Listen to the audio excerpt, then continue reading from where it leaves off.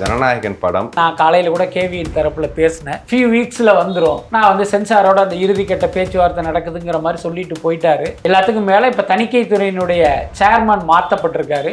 2 நாட்கள் சந்திப்பு நடந்து சர்டிஃபிகேட் வாங்குவதற்கு வாய்ப்பு இருக்கு. மே 28 படம் ரிலீஸ் ஆகிடும், நீங்கள் அதுக்கு ரெடியாகுங்கிற மாதிரி சொல்லியிருக்காங்க. அதிமுக பிளவு பற்றி, அதாவது அதிமுக பிளவுங்கிறது எதிர்பார்த்தது தான். இன்னும் சொல்ல போனால் அது சீக்கிரமே நடக்கணுங்கிற எண்ணம் கூட நமக்கெல்லாம் இருக்கு. பாஜகவுடைய பி டீமாக அது மாறிடுச்சு. ஒரு மதவாத கட்சியை தமிழ்நாட்டுக்குள் தூக்கி சுமக்கிற அதிமுக வந்து தமிழ்நாட்டில் இனி இருக்கக்கூடாது. எடப்பாடி நிலைமை என்ன சார்? இன்னைக்கு அவர் வெளியில வரும்போதே மொத்தமா கலங்கி போய் தான் வந்தாரு. நீங்க துரோகம் பண்ணீங்க, இன்றைக்கு உங்களுக்கு துரோகம் செய்யப்பட்டிருக்கிறது. ஒரு இக்கட்டான நேரத்துல கட்சியையும் ஆட்சியையும் உங்ககிட்ட கொடுத்துட்டு போறாங்க. அவங்க சிறைக்கு போன பிறகு நீங்கள் துரோகியா மாறி இன்னைக்கு அந்த கட்சியை நீங்க கைப்பற்றிட்டீங்க. யாரை நம்பி கைப்பற்றினீங்க? விஜயபாஸ்கரையும் CV சண்முகத்தையும் வேலுமணியை நம்பி இப்படி ஒரு வேலையை நீங்க பார்த்தீங்க. இன்றைக்கு நீங்க யாரை நம்புனீங்களோ அவர்கள் உங்களுக்கு துரோகம் பண்ணி உங்களை வீழ்த்துறதுக்கு நினைக்கிறாங்க. அதிமுக எம்எல்ஏக்கள் இன்னைக்கு கட்சியை உடைக்கிறதுக்கு ரெடி ஆயிட்டாங்க. திமுக அதிமுக கூட்டணி வந்து பொருளின்னு சொன்னாங்க. வெளியில வந்த CV சண்முகம், SP வேலுமணி அவங்களும் வந்து சொல்றாங்க. உண்மையாக நடந்தது தான், அது 100% உண்மை. அதுல எந்த மாற்றமும் இல்லை. ஆனா எடப்பாடிங்கிறவர் ஒரு பலவீனமான தலைவர். அது இன்றைக்கு அவரையே காவு வாங்கிடுது. இப்போ அவங்க தனி அணியாகவோ அல்லது நாங்கள் தான் உண்மையான அதிமுகங்கிற பேர்லையோ சட்டசபையில் இயங்க முடியும். அதை வச்சே கட்சியையும் அவர்கள் கைப்பற்ற முடியும். ஆனால் அப்படி இல்லாமல்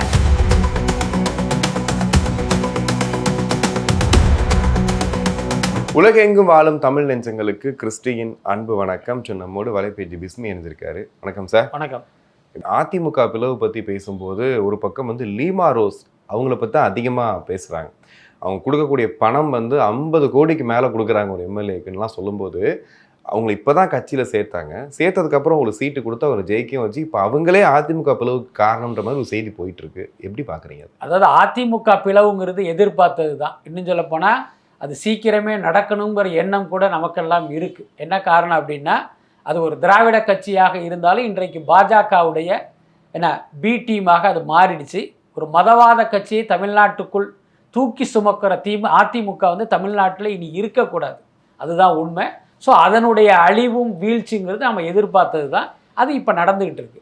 இப்போ நீங்கள் சொல்கிற மாதிரி லீமா ரோஸ் என்பவர் ஒரு காரணமாக இருக்கலாமே தவிர உண்மையான அவர் மட்டுமே காரணம் கிடையாது. என்னன்னா, அதிமுக ஆட்சி காலத்தில் நன்றாக சம்பாதித்து பணத்தை சேர்த்து வைத்த அந்த முன்னாள் அமைச்சர்கள் கடந்த 5 வருடமா வருமானம் இல்லாமல் இருந்தாங்க. இந்த தேர்தல் மீண்டும் தங்களை வந்து அதிகாரத்தில் உட்கார வைக்க நம்பினாங்க. எடப்பாடி எடுத்த சில முடிவுகள் அவர்களுடைய ஆசைக்கு வந்து மண்ணள்ளி போட்டுருச்சு. அதுதான் உண்மை. ஸோ இப்போ இவங்க என்ன நினச்சாங்க, தேர்தலுக்கு பிறகு தாவேகாவுக்கு ஒரு ஆதரவை கொடுத்து நம்ம கூட்டணி அமைச்சரவைக்குள்ளே போயிட்டா மீண்டும் அதிகாரம் வசப்படும், நம்ம கஜானாவை ரீஃபில் பண்ணிக்கலான்னு அவங்க நினச்சாங்க. அதுக்கும் எடப்பாடி ஒத்துக்கலை. அந்த கோபம் தான் இன்னைக்கு அதிமுகவுடைய பிளவுக்கே காரணம். அதே நேரம் பார்த்தீங்கன்னா, எடப்பாடியுடைய விசுவாசியாக இருந்த ஒருத்தர் வந்து திடீர்னு வேலுமணி பின்னால் வரமாட்டார். அவருக்கு நீங்கள் எதையாவது காட்டணும், இத்தனை கோடி தரேன் அத்தனை கோடி தரேன்னு ஆசை காட்டணும். அந்த ஃபண்டிங் வந்து லீமா ரோஸ் மூலம் நடப்பதாக நம்ம எடுத்துக்கலாம். அதுக்கப்புறம் அவங்க வந்து மார்ட்டினுடைய மனைவி, அவங்களுக்கும் அரசியலுக்கும் எந்த சம்பந்தமும் இல்லை. திடீர்னு பார்த்தீங்கன்னா SRM பச்சைமுத்துடைய IJKல போய் சேர்ந்தாங்க. கரெக்டாக தேர்தல் நெருங்குற நேரத்தில் அதிமுகக்குள்ள வர்றாங்க. நீங்கள் யோசிச்சு பாருங்க, அதிமுகவில் 50 வருஷமாக உழைச்சவன்லாம் எங்கேயோ இருக்கான். முந்தானேத்து கட்சிக்கு வந்த லீமா ரோஸ்க்கு எடப்பாடி வந்து லால்குடி தொகுதியை கொடுக்குறாரு அப்படின்னா, அதே லீமா ரோஸ் வந்து அதிமுகவை வந்து இந்த மாதிரி உடைப்பதில் வந்து என்ன தவறு இருக்க முடியும்? நீங்களே பணத்துக்கு ஆசைப்படுத்தானே அந்த சீட் கொடுத்தீங்க. அப்போ அதே பணத்தை வாங்கிட்டு அதிமுக எம்எல்ஏக்கள் இன்னைக்கு கட்சியை உடைக்கிறதுக்கு ரெடி ஆயிட்டாங்க. எடப்பாடி நிலைமை என்ன சார்? ஏன்னா ஏற்கனவே 10 தோல்வி அந்த விஷயங்கள பேசுகிறாங்க. இன்றைக்கி அவர் வெளியில் வரும்போதே மொத்தமாக கலங்கி போய் தான் வந்தார். இதை தாண்டி வந்து அவருடைய பிரச்சாரம் வந்து எல்லா தொகுதிக்கும் போய் பிரச்சாரம் பண்ணது, கடுமையாக உழைச்சது எல்லாத்தையும் நம்ம பார்க்குறோம். ஜெயிச்ச எம்எல்ஏக்கள் கூட அவ்வளோதுக்கு போனல, இவர் எல்லா இடத்துக்கும் போயிட்டு வந்தார். பட் இன்றைக்கி அவர் ஓரங்கட்டப்பட்டார் அப்படின்ற செய்தியும் வரும்போது நீங்கள் எப்படி பார்க்குறீங்க அவருடைய நிலைமை? அதான் ஒரு திருக்குறள் ஞாபகத்துக்கு வருது, பிறர்க்கின்னா முற்பகல் செய்யின் தமக்கின்னா பிற்பகல் தாமே வரும். நீங்கள் துரோகம் பண்ணீங்க, இன்றைக்கு உங்களுக்கு துரோகம் செய்யப்பட்டிருக்கிறது. இப்போ சசிகலா வந்து நல்லவங்களோ கெட்டவங்களோ அது தெரியாது.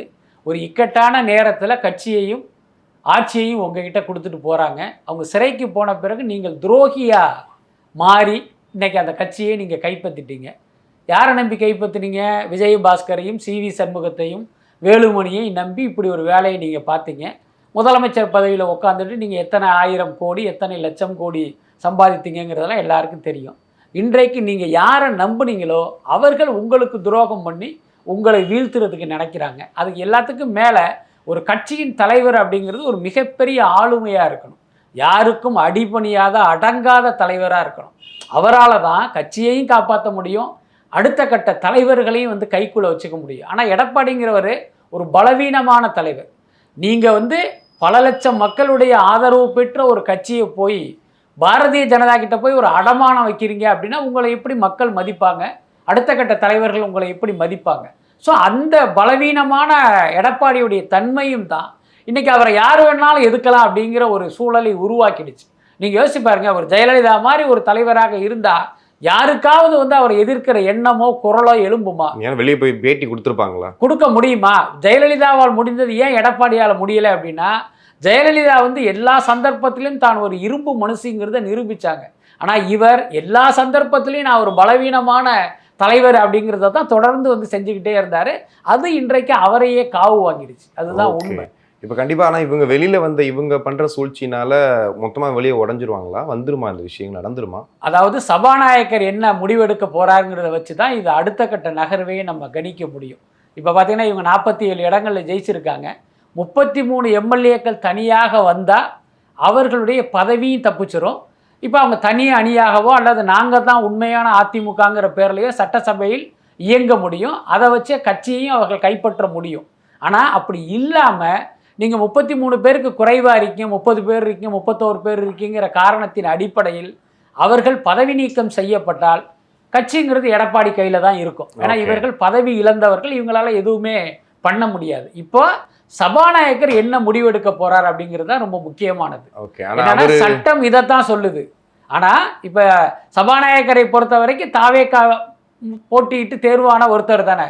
அவர் எல்லா கட்சிக்கும் பொதுவானவராக இருப்பார் என்று எதிர்பார்த்தாலும் நடைமுறையில் அது சாத்தியம் இல்லை. அதுக்கடுத்து இந்த கலகம் செய்த அந்த கூட்டம் தாவேகாவுக்கான ஆதரவு நிலைப்பாட்டில் இருக்காங்க. அப்போ அவங்களுடைய பதவியை இவங்க பறிப்பாங்களா அப்படிங்கிற ஒரு கேள்வியும் இருக்குது. ஆக சபாநாயகர் ஜேசிடி பிரபாகர் அவர்கள் என்ன செய்ய போகிறாருங்கிறத வச்சு தான் இந்த 2 அணியில் யாருடைய கை ஓங்க போகுதுங்கிறதே நம்மளால் சொல்ல முடியும். ஓகே, திமுக அதிமுக கூட்டணி பொருளின்னு சொன்னாங்க. இன்னைக்கு திருமாவர்கள் சொல்கிறாரு, வெளியில் சிவி சண்முகம் எஸ்பி வேலுமணி அவங்களும் சொல்கிறாங்க.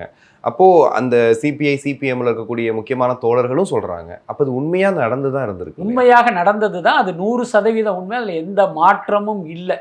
அதுக்கப்புறம் இது ஒரு பொய்யாக இருந்தால், இப்போ கம்யூனிஸ்ட் தலைவர் இவர் பேபி அதை பற்றி பேசுவாரா? கரெக்டாக அவரே முதல்ல ஓப்பன் பண்ணாரு. அதுக்கப்புறம் அவரை இன்ஃப்ளூயன்ஸ் பண்ணி நான் அப்படியெல்லாம் சொல்லலைன்ட்டு அவரையே மாற்றியெல்லாம் பேச வச்சாங்க. இன்னைக்கு திருமாவளவன் பேசுகிறாரு, பலரும் பேசுகிறாங்க. அப்படி ஒரு முயற்சி நடந்தது, அதுதான் உண்மை. அது மட்டும் இல்லை, எடப்பாடி முதல்வர் திமுக ஆதரவு அப்படின்னு ஆரம்பித்து அதுக்கப்புறம் பார்த்திங்கன்னா அதுக்கே சில பேர் எதிர்ப்பு தெரிவித்ததால் திருமாவளவனை முதல்வராக்கி 2 கட்சிகளுமே அவரை சப்போர்ட் பண்ணுற மாதிரியான ஒரு ப்ரோக்ராமும் நடந்தது. அது கடைசி நேரத்தில் அது நடக்கலை. அதுதான் உண்மை. இவர்கள் என்னதான் மூடி மறைத்தாலும் உண்மை ஒரு நாள் வந்துதான தீரும். ஓகே, இப்போ பாஜக அங்கேருந்து என்ன பார்த்துட்டு இருக்காங்க? ஏன்னா இங்கே இவ்வளோ விஷயங்கள் நடக்குது, இவர் மின்னல் வேகத்தில் முதல்வர்கள் முன்னேறி போயிட்டு இருக்காரு. அவங்க அங்கேருந்து என்ன பார்த்துட்டு இருப்பாங்க, எப்படி நினச்சிட்டு இருப்பாங்க? அதான் பாஜகவை பொறுத்த வரைக்கும் இந்த தொங்கு சட்டசபை அந்த சூழல் உருவானதை வைத்து அவங்க கவர்னர் ஆட்சி அப்படிங்கிற ஒரு விஷயத்தை கொண்டு வந்துடலாம்னு நினச்சாங்க. அப்படி இல்லைன்னா நம்ம ஏற்கனவே சொன்ன மாதிரி அவர்களுடைய அடிமையான அதிமுகவை ஆட்சியில் உட்கார வைத்து திமுகவை வைத்து ஆதரிக்க வைப்பதுன்னு ஒரு பிளான் போட்டாங்க. அது நடக்கலை. இன்னும் சொல்லப்போனால் பாஜக இப்படியெல்லாம் மூவ் பண்ணுவது தெரிஞ்சுதான் கடைசி வரை பார்த்திங்கன்னா பிடி கொடுக்காமல் இருந்த திருமாவளவனே தாவேக ஆதரவு நிலைப்பாட்டை எடுக்கிறாரு. அதே மாதிரி ஐயுஎம்எல் முதல்ல நாங்கள் திமுக விட்டு வரவே மாட்டோம் அப்படின்னு சொன்னவர்கள் திமுகவே பாஜகவுடைய அசைன்மெண்ட்டுக்கு தலையாட்டிடுச்சுன்னு தெரிஞ்சவனை அவங்களும் தாவேகாவுக்கு ஆதரவு நிலைப்பாட்டை எடுக்கிறாங்க. மொத்தத்தில் பாஜகவுடைய எண்ணம் ஈடேறவில்லை. அதனால் இப்போ ஒரு மௌன பார்வையாளராக இருப்பதை தவிர அவங்களுக்கு வேறு வழி இல்லை. அதெல்லாம் அந்த ஒத்த ஓட்டுன்னு சொல்கிற மாதிரி ஒரு உறுப்பினரை வச்சுக்கிட்டு அவங்க என்ன பண்ணிட முடியும்? அதனால் வெறுமனே ஒரு பார்வையாளராக மட்டும் இருப்பதை தவிர வேறு வழி இல்லை. ஓகே, இப்போ நிறைவாக ஜனநாயகன் படம் ஓடிடியில் ரிலீஸ் பண்ணலாம் அப்படின்னாங்க. அதுக்கப்புறம் பார்த்தா இதில் வருதுன்னாங்க. இப்போது வந்து லீக்கும் ஆயிடுச்சு. ஆனால் இன்றைக்கி அமேசான் பிரைம் திரும்ப இறங்கி வந்து தயவு செஞ்சு இந்த படத்தை கொடுங்கன்னு கேட்குற மாதிரிலாம் செய்திகள் பார்க்குறோம். எந்த அளவுக்கு உண்மை அது? அதாவது பார்த்தீங்கன்னா இன்னும் சர்டிஃபிகேட் கிடைக்கல, அதுதான் உண்மையான விஷயம். நான் காலையில் கூட கேவியின் தரப்பில் பேசினேன். அன்னைக்கு பதவியேற்பு விழாவுக்கு அந்த கேவியினுடைய தயாரிப்பாளர் வரும்போது வழக்கம் போல் ஊடகங்கள் மைக்கை நீட்ட ஃபியூ வீக்ஸில் வந்துடும், நான் வந்து சென்சாரோட அந்த இறுதிக்கட்ட பேச்சுவார்த்தை நடக்குதுங்கிற மாதிரி சொல்லிட்டு போயிட்டாரு. ஆனால் இது வரைக்கும் பார்த்தீங்கன்னா அந்த மாதிரி எந்த பேச்சுவார்த்தையும் நடக்கலை. எல்லாத்துக்கும் மேலே இப்போ தணிக்கைத்துறையினுடைய சேர்மன் மாற்றப்பட்டிருக்காரு. அவர் வந்ததுக்கப்புறம் இவர் வந்து அவங்கள இன்னும் சந்திக்கவே இல்லை. அநேகமாக இன்னும் 2 நாட்கள் அப்படி ஒரு சந்திப்பு நடந்து சர்டிஃபிகேட் வாங்குவதற்கு வாய்ப்பு இருக்குது. இப்போ பார்த்தீங்கன்னா விநியோகஸ்தர்கள் அளவில் அந்த மட்டத்தில் பேசப்படுற செய்தி என்ன அப்படின்னா, மே 28 படம் ரிலீஸ் ஆகிடும், நீங்கள் அதுக்கு ரெடியாகுங்கிற மாதிரி சொல்லியிருக்காங்க. ஸோ இப்போதைக்கு அதுதான் நிலவரம். அதுவும் உறுதி இல்லை. ஓகே, ஒரு கண்டிஷன்ஸ் அப்ளை மாதிரி அந்த சர்டிஃபிகேட் வந்தால் மே 28. இப்போ 14ஆம் தேதி கருப்பு வருது, அது வந்து 2 வாரம் கழித்து இந்த படத்தை கொண்டு வரலாங்கிற மாதிரியான ஒரு முடிவில் இருக்காங்க. ஸோ இதுதான் இப்போதைக்கு உள்ள சீஃப் நிலவரம். மினிஸ்டர் ஆஃப் தமிழ்நாடுங்கிறதும் வரும்ன்றது இல்லை, அது எனக்கு தெரிஞ்சு அப்படி வருமாங்கிறது தெரியல. அது இப்போ சட்டப்படி அதுக்கான வாய்ப்பு இருக்காங்கிறதும் தெரியல. அது வந்தால் தான் சொல்ல முடியும். ஓகே, கண்டிப்பாக சார். நிறைய விஷயங்கள் பேசணும். நேரத்துக்கு நன்றி. நன்றி.